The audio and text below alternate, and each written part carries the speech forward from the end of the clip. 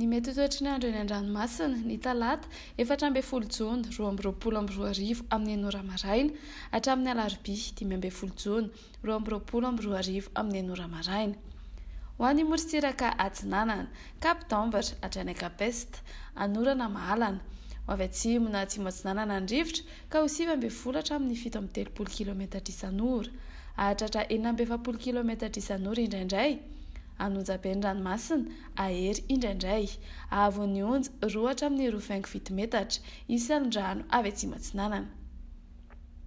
Kapesta hatrany Manoro anorana malefaka na ateviny indraindray ho avy atsimo na atsimo atsinanana andrivotra ka ho 9 hatramin'ny 12 km isan'ora hahatratra 7 km isan'ora indraindray.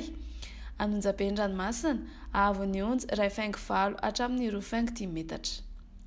Manoro hatrany Taolagnaro anorana malefaka ho avy atsinanana na avaratra atsinanana andrivotra ka ho 9 hatramin'ny 12 km isan'ora. Anonjaben'ny ranomasina ahery indraindray ahavon'ny onja mandinina ny 2 metatra hahatratra 3 metatra rehefa natiorana.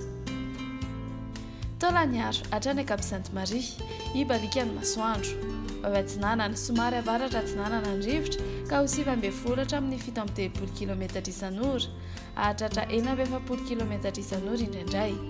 Anonjaben'ny ranomasina ahavon'ny onja mandinina ny 2 metatra.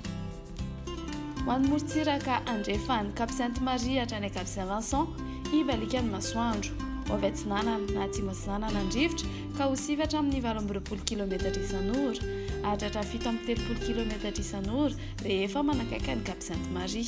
Adiny mpanonjy na anonjaben'ny ranomasina ahavon'ny onja ho latsaky ny 2.10 metatra. Kaposavantsan hatrany Kaposantandré ho maina amin'ny ankapobeny ho avy atsinanana andrivotra ny maraina ka ho 7 hatramin'ny 19 km isan'ora hahatratra 12 km isan'ora indraindray. Ho avy andrefana na atsimo andrefana kosa ny tolakandro ka ho 7 hatramin'ny 19 km isan'ora. Ho tony na adiny mpanonja ny ranomasina ahavon'ny onja latsaky ny 2 metatra. Kaposantandré hatrany Analalava andrahoana amin'ny tsitokotokona ibalikan'ny masoandro ho avy atsimo atsinanana andrivotra ka ho 9 hatramin'ny 17 km isan'ora. Ho tony na adiny mpanonja ny ranomasina ahavon'ny onja latsaky ny 2 metatra.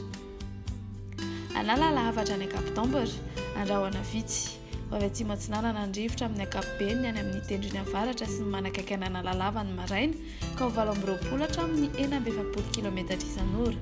Iovaova kosa ny anakafa ka ho 7 hatramin'ny 19 km isan'ora.